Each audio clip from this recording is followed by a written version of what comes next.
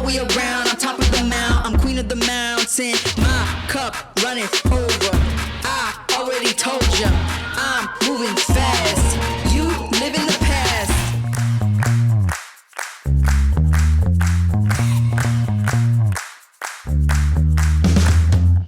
All right, folks, welcome back to Nobody Wants to Talk About Women's Hockey. And since I couldn't find anyone to talk about women's hockey today, I brought in my friend and famous Olympic gold medal winning coach, Alli Altmann. Thank you so much for being here. Yeah. I've been trying to get you for a while. 2 years, I think. You're kind of busy. A little bit. You're a little bit busy. Busy golfing. Yeah, because I'm going to say, I think you get like the last like 3 jobs you got hired for were or while we were on the golf course. You take it, fielding phone calls. I think so.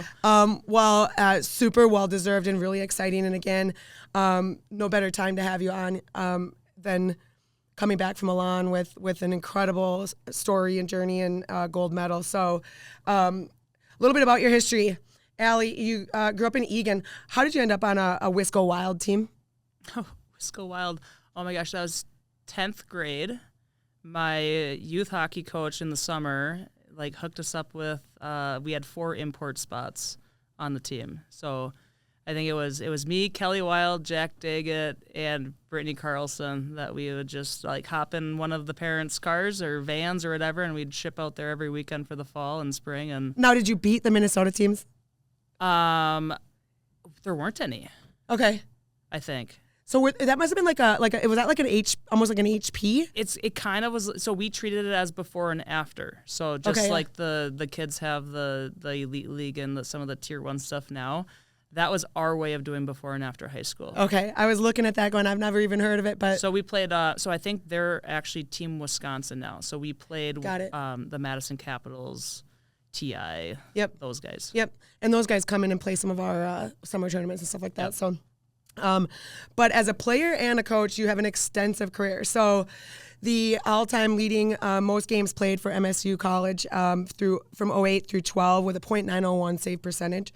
3 seasons with the Whitecaps as a pro hockey player. And then as a coach, it looks like over a decade of NCAA college hockey coaching with St. Kate's, MSU, and this past season, University of St. Thomas.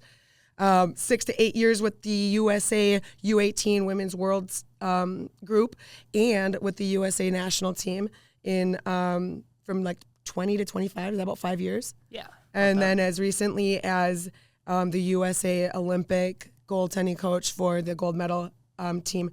You're also a co-owner at Devenir Goaltending, which is a local outfit, but well-known. And we'll get into a little bit more about that. But super impressive. I think one of my favorite stats here was that your 48 save win when you played for MSU was their first ever win against Wisconsin. So definitely one of your biggest claims to fame. That is definitely probably the biggest claim to fame. It looks like in college hockey. Yeah, exactly. But then you played high school hockey for Egan, and you just share the net in Egan. Yep. But you did get a state tournament appearance in 2008. So really a robust hockey career. There's not many people that have that kind of resume, and you're not old. Kind of.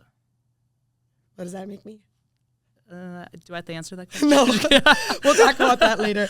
Well, here's what I want to know. What got you started in hockey? What was it, at what age, and when did you know, like, this is going to be my sport? And did you have to hone in on hockey, or were you a multi-sport athlete? Yeah, so it's kind of weird because, like, my dad was a big athlete. He was football, basketball, baseball. So, like, it's not like hockey ran in our blood, but athleticism did.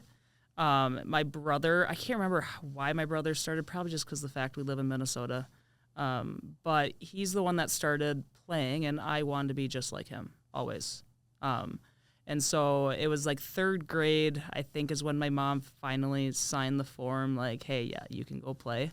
And then 3rd grade, so then I started becoming a goalie because naturally the older brother and his buddies needed someone to shoot They needed pucks somebody at. in the net, yeah. So that's how I became a goalie. Thanks that's an incredible story. To my big bro. But, like, actually that seems like such a common story. So common, especially with the female goalies. Female goalies, they have an older brother. Yep.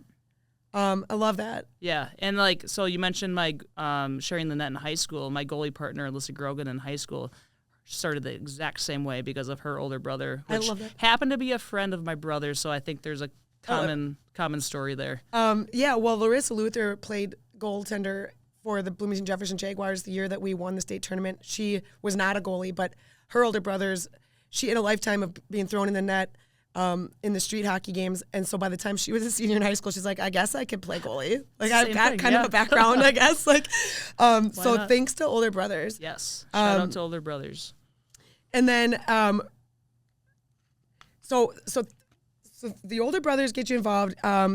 Egan had a robust program, so it wasn't that much before you, Natalie Darwitz, and let's see, Leanne Denman. There were a number of girls I remember playing with. And I'm a little bit older than you, but that Egan program was building. They were a strong program by the time you were coming through. So so that's really exciting. How did you guys end up finishing in 2008? I think we were 2 losses and out. Oh, 2 in barbecue. Yeah. All right. Barbecued it. Everybody's biggest fear. Yeah. Although either way, a trip to the state tourney in Minnesota, there's nothing like it, if you ask me. Nothing like it. And then, like I said, you've got this robust history. You went on to play MSU. How do you choose MSU? So I was being recruited by a lot of the schools in WCHA, a couple schools out east, and I remember going to Mankato for a youth camp and staying overnight in the dorms and just kind of getting to know the campus. And I honestly think that connection helped me want to play for Mankato. I knew I wanted to stay close to home. Mm-hmm. I love the coaching staff. They're super genuine people, and I was really intrigued by wanting to like go somewhere that I could maybe help grow and get some starts right away. And you have. I mean, look, MSU got their first trip to the final face-off since what? Since my freshman year. Wow. And you were their first ever trip of all time to the final face-off. And so they've had a miraculous win over Duluth this weekend in the best of 3 series to earn that spot. They're going to play this afternoon over at St. Thomas. So, totally. Yeah, I mean, that has to feel so good that like you've helped grow that program, and that program is somebody. I mean, they've been battling in the top 15 all season. Yep. They've swept the Gophers this season, and the Gophers have been having one of their best seasons of all time. So a program that you've put on the map, that's really exciting. You ended up going back and coaching at MSU, but it looked like you were at St. Kate's prior to that. So how did that go coming out of college? Like, what's your first thought after your 110th game? Probably where's spring break? No, I'm just kidding. But yeah, so after college was done, so originally my plan, believe it or not, was to go to dental school, be a dentist. Boring, right? And sounds like a lot of debt too. Lots of debt, and not a lot of fun. No. Sorry to Dennis. I mean, Dennis, you're great. Make Jack Hughes look pretty. Yeah, so. We love you, Dennis. But anyways, so as a college athlete who, when we played, we didn't have the dream of playing after, unless we were in that top 1% that, hey, you're going to be on an Olympic team someday, so you got to keep training. Got to find a place to play. Yeah, keep finding a way. Well, that wasn't me. No.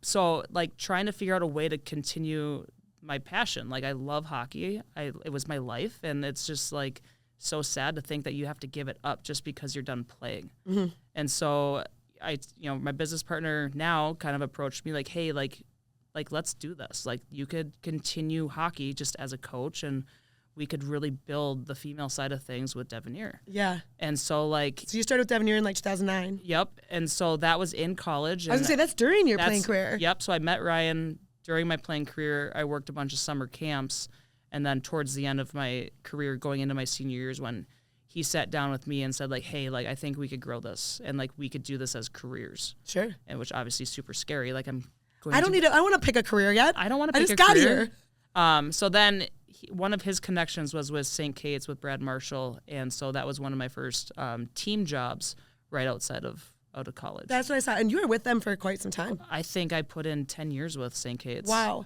Yeah. While you were doing other things. Yeah, doing a lot of other things. I think, like, with the goaltending role itself, you have to do a bunch of different things in different areas, just so that you can stay relevant, you can keep your techniques up, but also make a full-time income so that you can do what you love. Sure. So you're just running around from 7 a.m., 6 a.m. till 10 p.m. Yeah. Yep. So how did you get to know Ryan? Random. So I was looking for a job right after my freshman season. something to do in the summer just to get some extra money. It's going back to school, and I emailed Acceleration Minnesota. I don't even know if it. I haven't heard that name in a long time. But they were going out of business, that location, and so they forwarded my email along to Ryan. Oh, wow. So super Divine. random. Right. Like, honestly. Like, you're welcome, USA goaltending. For that random email that got pushed through to Ryan, who encouraged me to continue coaching. That is so awesome. So, so then what did you expect? You said, okay, fine, I'll do this. Did you, in your wildest dreams, imagine that USA Hockey was going to choose you? You said you weren't really considering playing during those years. First of all, who was the goaltender for USA Hockey when you were, like, around the time it would have been you? Who's ahead of you? For goalie. My who's age? Who's playing USA Hockey instead of you? I think Brie McLaughlin Biddle was only a couple years older than me. Okay. Yeah. But and then Alex Cavallini. She's a year older than me. Okay. So, did you ever in your wildest dreams think that you'd be on the other side of it? No, not a chance. I mean, just coming out of college wanting to coach I just wanted to do something I love to do and find a way to make a living, even like a bare minimum living doing it. Yeah. I would rather, enough time for the golf course, dog walks. Yes. I just want to do something I love to do. And I don't want to sit at a desk and report. Okay, so what does it look like? Who do you need to meet? What's the trajectory to get yourself onto that U18 bench? And then several years later, you're full-fledged behind the Team USA national team's bench. So the biggest connection I think that got me towards that trajectory was playing for the Whitecaps. Yeah, you did 3 seasons with the Whitecaps. Yep, so our head coach was Rob Stauber, who was the assistant coach on the national team the year that I first got an invite to work with a camp. Got it. So that is, if I don't play the Whitecaps and dust, I got lots of dust on the goalie pads. I'm sure. Dust them off and shine them up, and I don't go back and play for the Whitecaps, my trajectory and path is completely different. Were there years between where you didn't play? Yeah, I think I was trying to figure that out this morning. I think for sure 2 full years of my life without putting the goalie between gear on. MSU and Whitecaps. And then what inspired the tryout for the Whitecaps? I just missed it. Yeah. Like, coaching was great, but it wasn't filling the void. Yeah. And Wham wasn't up your alley. I didn't even know Wham existed, but yeah, we started playing the Wham after the Whitecaps because the Whitecap. Yeah, McGovern's was basically like the same roster. Yeah, so like I started seeing some of that stuff. I'm like, well, I miss competing. Yeah. Like, I love coaching. I love helping the kids, teaching them things and getting them on their path. But at the end of the day, back then, I was so fresh and basically retiring from playing. Yeah. I was like, I need to do something competitive. Yep. Like, it's missing. Yeah. There's a void open, and I need to figure out how to fill it. So what was it like playing for the Whitecaps? I remember a number of those players and coaches from 15 years ago, and it felt a little bit like Wham compared to like the Frost today. Mm-hmm. Tell me what that was like, because actually there's nothing small about having played for the Whitecaps. That was the pro league. That was it. I hope somewhere they have a list of all the people that played for the Whitecaps. I think they do. Like, that list, like they should publish that, because it's the most famous women's hockey list of all time. It's insane. I mean, you have Darwitz and Wendell and like Curtains, like all those people, all the way to like the last pro league. Yeah, that was the spot to play. Yeah, that was amazing. So 3 years for the Whitecaps, and you got your competitive spirit back.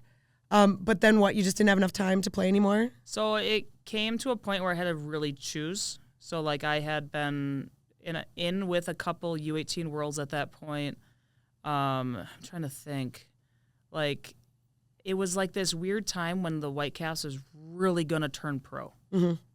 Like, it was going to be a real league. I think my last year we played the Boston Pride in a game to kind of showcase pro hockey here in Minnesota. Mm-hmm. And it just was like, it was kind of real. It wasn't just for fun when I could show up anymore. Mm-hmm. My coaching career was really taking off, and I just had to make a decision of which way I was going to go. And I knew I was going to be way more successful as a coach than I was a player. Sure. Sure. But I mean, I was so proud to play the Whitecaps and feel that like competitiveness that I needed, and to help more so just keep that program going. Because if that program doesn't stay going, there's no PWHL. Honestly, there's no Minnesota team for sure. Yeah. So I was just, it's fun to be a part of. The history.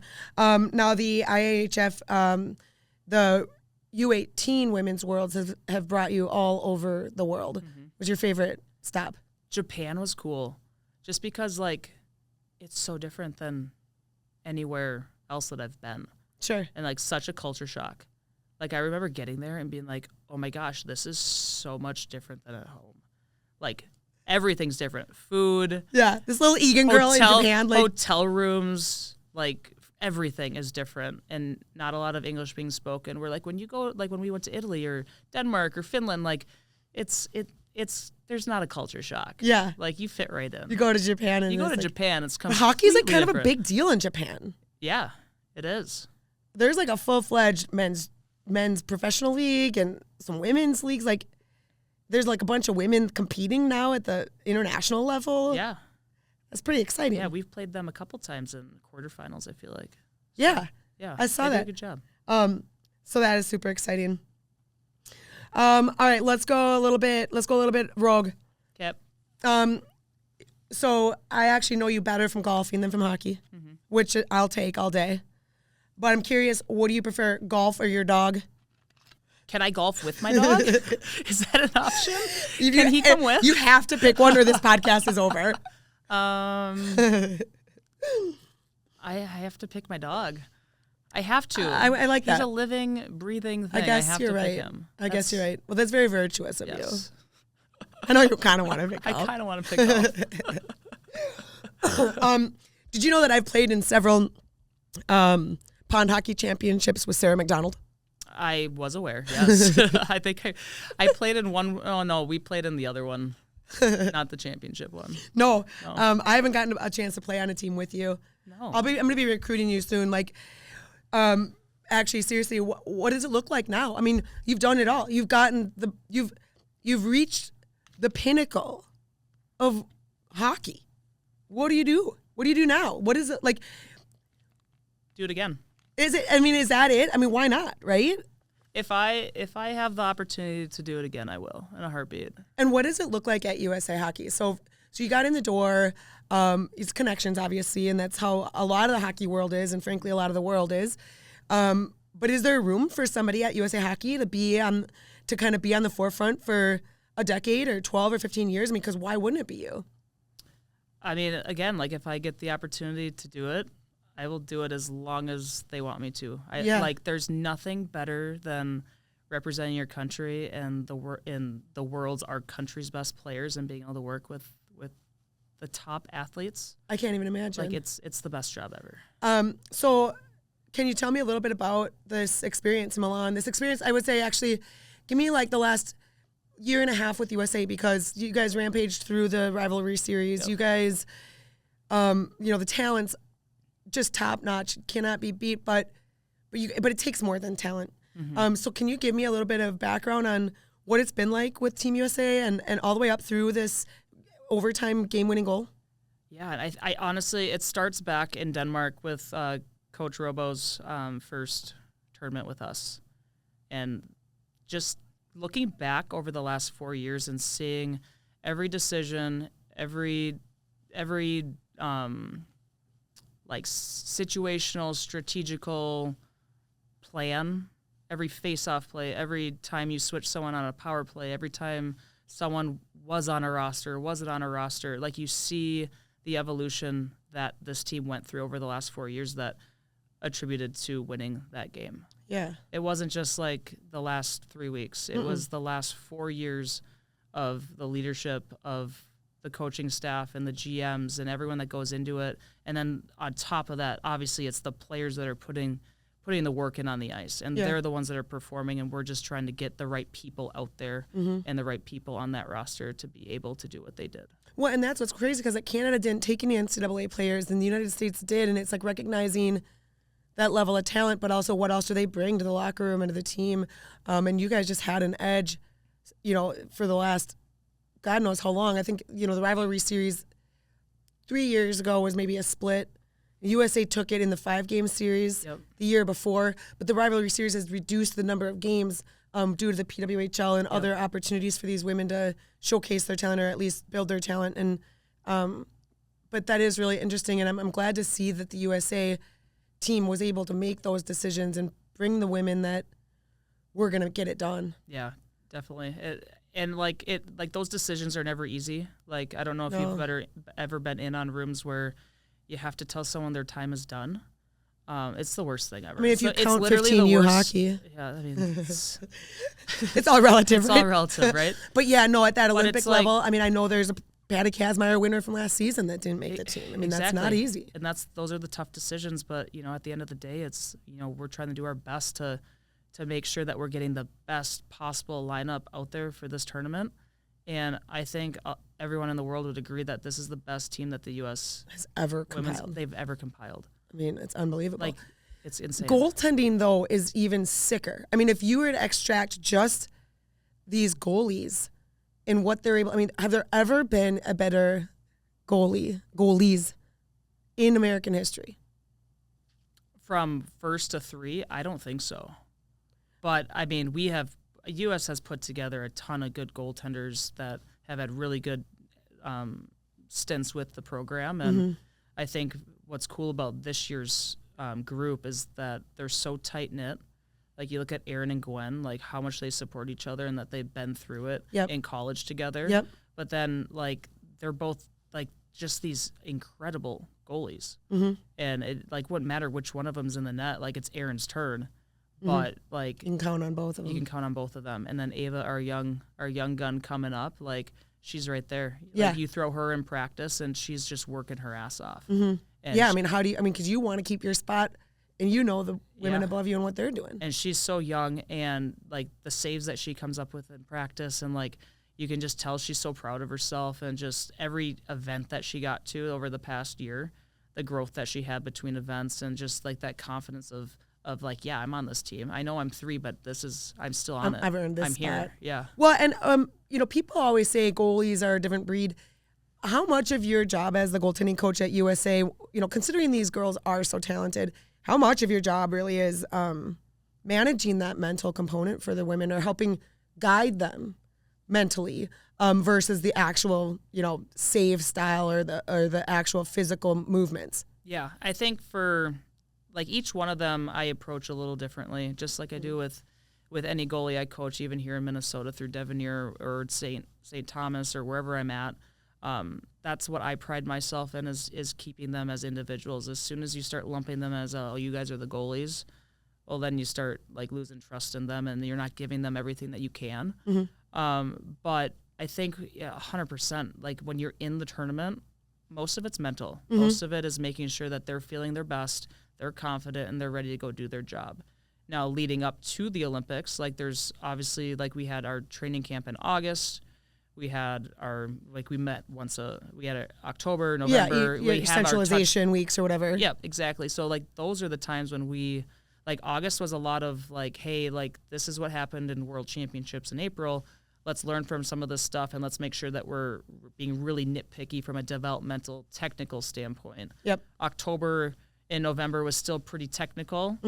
December, even November with the rivalry series, like, you start to get more game situational, and you start building that game readiness feel. And then, Olympics goes, and, I'm going to be telling them little quick reminders, just like you would, like, hey, Joccie, move your feet. Right. That's what I was wondering, because I see you on the bench, and I'm like, how exactly do you coach a goalie in the moment they're like, it's like they're only going to come to the bench in between periods. Yep. But it's like sometimes you don't want to, like, throw off their mental game with one comment, and you don't know, like. Hey, Joccie, I'm not on the bench. I saw you on there. Never. Maybe just during the goal. Maybe just after You saw me on the ceremony. Yeah. Yeah. So wait, where the hell are you? I'm up in the press box. So, fun fact: most goalie coaches in the NHL and international hockey are up in the press box, kind of bird's eye view with you. Sure. Like, I sit by.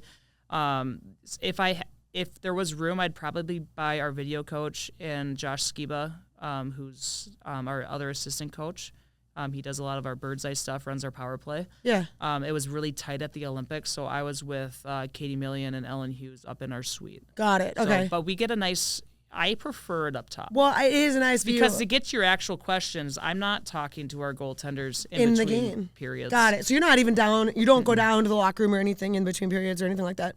No, I started to not do that because you never know. Like, if you're in the NHL, you know exactly what the arenas look like, right? Yeah. So, like, if you're an NHL goalie coach, like, you can pretty much count on the time it takes to get from your upper level seating to the arena level. Yeah. Where I didn't want to run the risk of, like, them counting on me coming in to the locker room, and then all of a sudden we get to the Olympic Games or we get to a World Championship where, like, it's just not feasible for me to run up and down. Mm-hmm. So I just decided that, you know what, these women are pros. They're well prepared. They're well prepared. They don't need me. Right. Right? If Right. I'm saying something to them, it's probably more me needing to say it than they need it. They don't need me. That's so respectful as a coach to understand that. So That's then like, I just sit back and watch the game, and if there's something I see from, like, a scoring standpoint, I'll text it over to our video coach, like, hey, like, pull this, you know, clip this might help with scoring or whatever. But other than that, I let the game happen, and I trust they're pros. They're going to do their job. Sure. Now, would you treat that differently if you were at MSU or if you were coaching like a high school team? Like, are you thinking of it the same way, or have these women elevated themselves to the point where they can kind of manage themselves? Yeah, I guess it's different. So, like, with St. Kate's, I was on the bench. So if you're on the bench, you're just bench to locker room is super, super simple, right? Mm-hmm. With St. Thomas this year, I stayed up top just because I wasn't able to be at every game this season. That's right. So I'm trying to – I always want to just build as much consistency as I can for them because, I don't want them to rely on something. Well, because the goalie game is so mental. Yeah. There's so much of a mental component to it. You're right. It's like you don't want to throw a goalie off at any point. Yeah, I don't want to be at one game and, like, be in the locker room and, like, all this, and then all of a sudden, like, I'm not there the next week. And they're like, what do I do? What do I do? So I love that about goalies. You guys are so weird. Yeah, a bunch of weirdos. I mean, I could have probably fit in as a goalie. Yeah, we would take you. Just for, like, atmosphere, right? Totally. Okay. Well, thank you. I'm like sweating from the depth of all this. This is like very I'm exciting. Sweating from my fleece jacket. Well, I was gonna say you're definitely overdressed for the pod room. Okay, so my coworker lives in Prior Lake. I think that's around where you guys are currently. Yep. Very curious. Charlie's on the lake or the Point? Charlie's. What's up with Charlie's?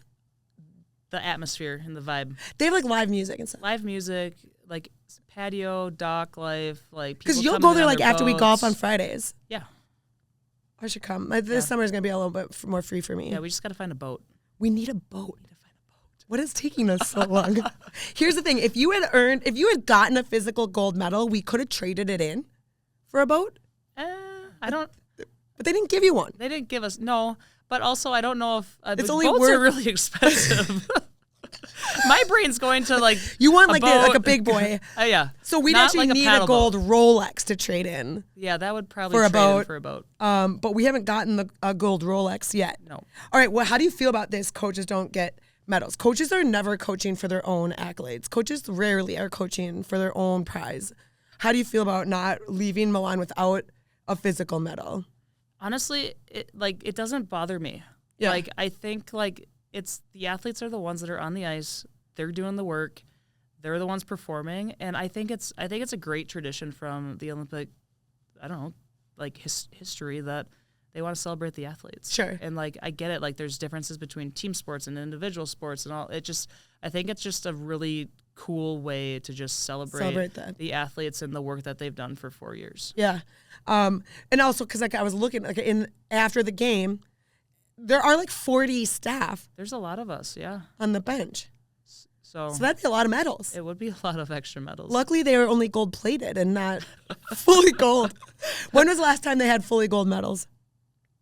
1912. I was gonna say 1917, but that's What I an mean, odd number. That's not gonna work. oh yeah, right. Super a long time ago. Like, why do you think that they stopped making them fully gold? Do you think people were like robbing people? You think they ran out of gold? I don't think we've ran out of gold. I think there's still gold around. I think the pure cost, because I mean, wouldn't like it be like $100,000 hanging around? Seriously, your it neck? had to be. Yeah. Because if it's plated and it's 2,500, Yeah. I have a lot of questions about these medals. I think we should dig deeper into that. That's something that we should spend time focused. Like if we're held up on any tee boxes this summer, I think that's the kind of thing we should be looking into. Oh, for sure. But again, it's not the accolades, it's not the awards, and frankly, I probably would have lost my. I mean, I would have like, how do you even keep track of that thing? You know, the one thing I feel bad about is like the little kids that I coach that were watching That want to see it. and they want to see it, and I'm like, I don't have one to show you, bro. I'm sorry. Maybe I'll get Taylor Heisey or Grace Zumwinkle out and Let me borrow it. Maybe they can show you. So back in 1998, I used to train with Jenny Schmigdahl, and she was a gold medal earning Olympic hockey woman. Yep. We were on our way to Augsburg for like a Olympic development summer training or something like that, and we got pulled over, and she legit showed her medal to the officer. She had it in the car? She had it in the car. It was in the car. I don't even know why. I mean, after all of this, like, I must have been in 7th grade. She was a senior.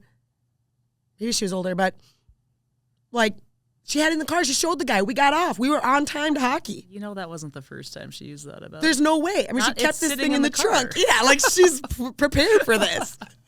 I wonder how many times she's done it since. I got the collar. But that's, like, the main problem is that now you don't have it to leverage for good. Yeah, like for you. Like when we need to get the prime tea times. That's the thing. We could be showing this thing off. Like, I'd be willing to pitch in some personal funds to get one made. Yeah. Start a GoFundMe. I'm just kidding. So that we have something like to get. Yeah, exactly. Like we wouldn't have to pay for the like the summer pass. Yeah, we could just, I don't know. Hey, look at this. What does your summer look like? So now that you've like done it, like you guys just get back into it? Yeah, back to normal life. Back to normal life. Yeah. When will Team USA resume training? When will it just feels very much like, all right, we're all done. That's the weirdest thing is like being in the airport. I'm sure the players, they feel this every time too, is it's like you're on the same flight from Milan or from the games to the U.S. and then all of a sudden everyone's just getting on their separate their planes? own planes. It's kind of sad. Is there a group chat? Oh yeah. I bet that's fun. Yeah, we got a couple group chats. That sounds fun. So like it's blows up every day. Yeah, I'm sure. Point. I'm sure. So just throwing memes in there and stuff like. Totally. I love that. I've been on a love-hate relationship with Abby Murphy for 5 years. Has she been on your podcast yet? She hasn't, but that's because she'd probably say no to me because I've been so ruthless about her. I have stuff to say about that poor woman constantly. I'm obsessed with her. I would also like to say goalies, all three of them. Goalies, they're literally my favorite players yes. as one. But Abby Murphy, like the jam she brings. I can't imagine. Like I don't know her, and then that frustrates me because I like to like read people, and I'm kind of perceptive, and I don't know Abby Murphy, and so I've got to create the story for myself. I want to know her, but I love her as a hockey player, and over the last few weeks, she has become my favorite U.S. women's hockey player. Yeah, she's awesome. So now I'm kind of like... She's the type of player you want on your team. Like that's what Boom said. I mean, one of my first interviews on this pod was Boom May, and I spent the whole interview asking him about Abby Murphy. What's it like coaching her? Do you rein her in? Like, is she on a leash? Like, what is it like? And he absolutely just said, every human being loves Abby Murphy. Yeah, they do. We love coaching her. We love playing with her. I can see why you don't want to play against her. I would not. And you don't want to coach against her. I would not. But when you get to have Abby Murphy on your team, like, your view of who she is changes. And I coached her, like, she was on 3 U18 teams with me. Sure, yeah. So, like, I've seen her kind of grow up through the ranks and kind of come a long way. Turn into the person she is now. That is really neat. Did you coach with Brianna at U18? Mm-hmm. That must have been, like, 3 tournaments ago? She was in Japan, and where were we? Slovakia? I can't remember the other one. There was a list. I was going to say, there's a list this long in your Devenir profile of the places you coached the U18s. Yeah, she was with 2 tournaments, I think. You have to ask her. Maybe when she answers my text. See what she has to say. Okay, so Brianna and I coached in Obihiro, Japan, and Bratislava, Slovakia. So the 2018 and the 2019 U18 World Championships. Okay, when you're coaching in those kinds of tournaments, do you guys get time to be degenerates, or do you are you always putting on your best foot forward in front of these youth? Obviously work comes first, but if you work hard, you can play hard too. I think there's a quote, but because I can't imagine Brianna Decker not like painting the world red. Wherever she goes. I mean, she's Wisconsin, so yeah, red's a good That's color, all I expect from Brianna Decker. Like the last time I partied with Brianna Decker, I'm surprised she's still alive. No, we definitely like to go find the local establishments and restaurants Just and see bars and see what the beers are about. Test out a new beer at a different country. Yeah. It has to happen. And you know who had really good beer? Is the Czech Republic. Interesting. Why? Because they started the Pilsner. They did? I think so. I can't have beer anymore because I have celiac disease. Yeah, that's unfortunate. Yeah, I mean, I used to be a big beer connoisseur. Yeah. Okay, so here's one of the favorite things I like to do on my podcast, pipes and snipes. Can you guess what pipes and snipes are? I can figure it out, I think. Yeah, like there's all sorts of positives about hockey, and once in a while there's some negatives. So I'm going to go through a few eras of your... Wait, whoa. So from a player perspective, a pipe is a bad thing. But a goalie... But and a snipe is a good thing. From a goalie standpoint, I don't want to be sniped, but how about this? Marc-Andre Fleury likes to thank his post. He kisses it. So here, let's flip it. So for you, pipes and snipes, a snipe is going to be something real shitty. Okay. A pipe? You might have to remind me of this. A pipe is going to be the best thing that happened. So I'm going to take a couple of eras of your hockey career and ask you about pipes and snipes. Sound good? Mm-hmm. How about your biggest snipe that's shitty from high school hockey? Did you wear your hair down? No, never. But there was this one day when I don't remember why we got punished, but our coaches did no puck practice, which I get it. Everyone's probably like, "Oh, been there, done that," but it was 2 hours, no pucks. We thought it was done. It was no, go take your skates off. We're running bleachers in your gear. And you had probably done something terrible to deserve this. Yeah, we probably lost 4 games in a row. See, but that would be I don't know. That's a huge snipe because that was a snipe. That's a huge snipe because that's not fun. Hockey is supposed to be fun. Yeah, but as soon as your coaches start making hockey not fun, they're making it about it was still fun. Was it? Yeah, we liked working hard in that era. Sure. Yeah, back then, before the internet, working hard paid off. Yes. Nowadays, you just have to look good. Your hair looks so good. Tried to today. Your hair looks. I didn't even brush mine because I didn't want to overshadow you. I got mine done for you, Joccie. I think it looks amazing, and you probably don't get it done too often. Yep. Shout out to Wes. Well, I mean, did they dye it? No. That's natural. Just got a blowout. I love that. That's amazing. Well, because you're on kind of a media tour because you're famous now. No. Well, you've been famous for decades. But you're officially famous now because you don't have a gold medal. Officially. Okay, how about this? Give me a pipe. A pipe is sick. Sick. From pro hockey. Okay, so there was one team I never beat in college. Right behind you, the Gophers. The Gophs. So we tied them, lost them in shootouts, took them to a 50-minute overtime in playoffs. But that was one team I never beat. Playing for the Whitecaps, finally beat them. So that would be my. So you did an exhibition game against the Gophs back then? Yep. So all of our teams that we played in the Whitecaps were all the WCHA teams. Oh, that's amazing. So it's fun. Yeah, that's a great snap. Now here, do you kind of wish that the PETA was around? Would that have been your path, do you think? If I was good enough, I'm sure I would have loved to continue to play. Yeah. I know. But it's hard to say. That was so long ago. I don't know if I would have been any good for it. Maybe. Yeah. I don't know. Yeah. Yeah. I wish there was a PETA when I was coming around. I might have pulled my shit together. All right, pipe or snipe, coaching college hockey. You choose pipe or snipe, or give me one of each. I feel like I haven't coached college hockey for long enough. It's been like a couple weeks. It's been a couple weeks. But you've been doing it for 15 years, so you should have some familiarity. Okay. So I believe there was a game at St. Kate's where our goaltender shut out Gustavus. Yes. We won 3-0. That would be a major pipe.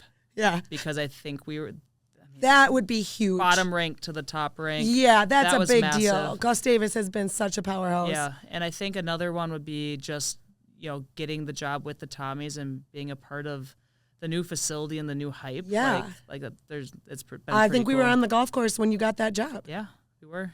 That is a major pipe. So. And hopefully you can stick around with UST. I mean, if nothing else, local, great facilities, great program, great coach. It's going to be recruiting some of the top players in the world. Yeah, that's the plan, is to grow it. It's still in its infancy of being a Division I program. But but my God, they're doing Coach well. Bethany's been doing a good job of really jump-starting that and being competitive. Yeah, I love that. Well, and some of those girls are just gritty. Some of those girls are YHH employees. And so I got to get a chance to know a few of them. All right, how about a pipe coaching the national team? I mean, winning an Olympic gold with the way it was done and with the group the story, that it was, the whole story, and then the men to do it with us and double gold. It just it gives me chills, make it honestly, up. I know, sitting here because you look at how the miracle on ice of how that still affects people today. Mm-hmm. To imagine being a part of history and that. Yeah, I don't know. In 50 years from now, I just can't wait to hear what how people, is it gonna go? How is it gonna go? Well, that's I'm texting you in Milan, you are a force. You are you're coaching the goalies that are gonna go down in history forever and ever and ever as the best ever. That's freaking sweet. It's pretty awesome. That's a huge. Pretty fortunate to be able to be in that spot huge pipe to be a part of their journey. Well deserved, and those players are equally as fortunate and lucky to have you, as you are to have them, I would say. So that's freaking sweet. Yeah. All right, how about this? This isn't gonna get deep. How about a snipe coaching national team hockey? Coaching snipe. Wait a minute, did they get that hat? Is that team issued? This one was a team issue. That's pretty sick. And the stickers on the shoe. Yes. To me, my pipe would be all the gear. All the gear. I see the gear, but the okay. gear is fun. I mean, you guys were well our GM dressed. Dresses us very nicely. You were well dressed. Yes, we are a very well dressed team. A snipe national team. And to remind our listeners, she's a goaltender, so pipes and snipes are switched for this. They're switched, and I'm switching them in my brain because I'm the one that brought it up. I don't know. I don't think I can't think of a super bad moment. I love that, and that makes sense. That's I the perfect think answer. I think the one that was tough was during COVID year, when tournaments were getting canceled, and you just feel for the girls that missed their opportunity at that U18 level. Yeah. They ended up rescheduling it that next June, and I don't think anyone missed an opportunity, but I think there may have been a class that did. Yeah. And so you think that just that stinks for that those feels guys. bad. And yeah. so I think that was probably the most snipe-ish. Trying to coach through that era, and I'm sure there's a ton of other coaches out there that kind of felt the same way with either their college programs, their youth programs, high school programs, whatever it was. Just a lot of weird times. Just trying to navigate through something so far out of your control. And I love that about hockey. As a coach, you don't even have to know hockey as long as you can teach your kids how not to fret over shit that's not in your control. You're basically one of the top coaches in the country. But yeah, that was so far out of anyone's control and really impacted so many kids. It's interesting to see the years later impact on having missed out on just in-person opportunities or sport opportunities. Or I think you see that some of the NCAA, what would be seniors now. I think so, yeah. And how you can see the classes specifically that had been impacted just by lack of ability to get together and skate and be normal. And okay, good one. That's a good answer. That's a very good diplomatic answer for you. Thank you. Pipe and snipe, co-owning a hockey business. let's go with the pipe is just seeing the growth over the years and just the fact that parents and kids trust us and love us with their hockey goals. You know, like, you're doing something right when people want your help and they trust you to help them get to where they want to be. Okay, your business, is it going to blow up now? Or is it like, does everybody who you're going to coach already know that you're fantastic and they're already there? Or are people like, oh, God, now she's back from the Olympics with a gold. Let's sign up for Devenir. I think you'll get some of that hype and that buzz. But I think, like, what Ryan and I preach is, we have this family feel of our company. Yeah. And so, like, the kids know us. Yeah. The ones that are around, they stick around, and we're not just their coaches, we're their mentors. Mm-hmm. We're their friends if they need it. Like, we push them to where they want to be. We guide them. So, I mean, I don't think it changes much other than the excitement that they have shown me. Sure. So, like, when I get to the rink the day after I get back and I'm coaching the Shakopee U10 B1 team, love them. And, like, I walk up and I forget my helmet and they're chanting USA.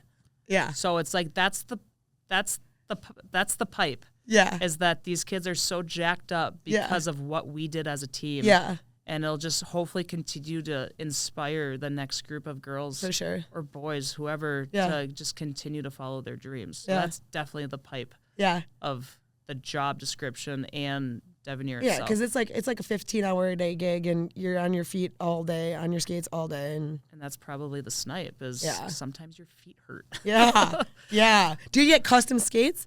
I have one really good pair of custom ones. Because you can write them off.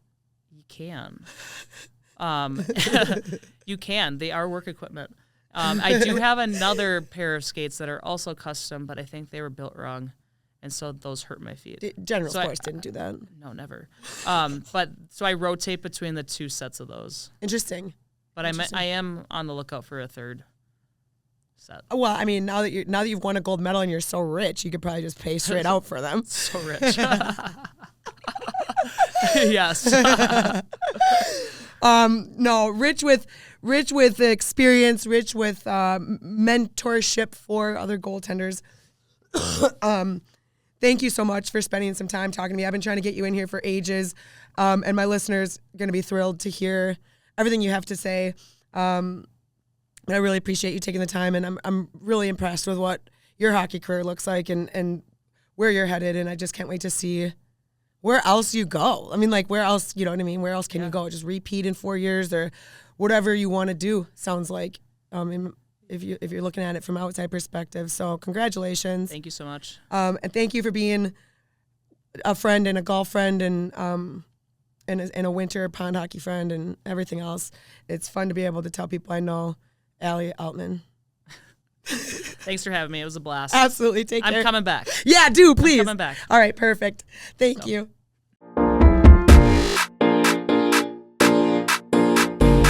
There's no way around, I'm top of the mount, I'm queen of the mountain, my cup running over, I already told ya, I'm moving fast, you live in the past.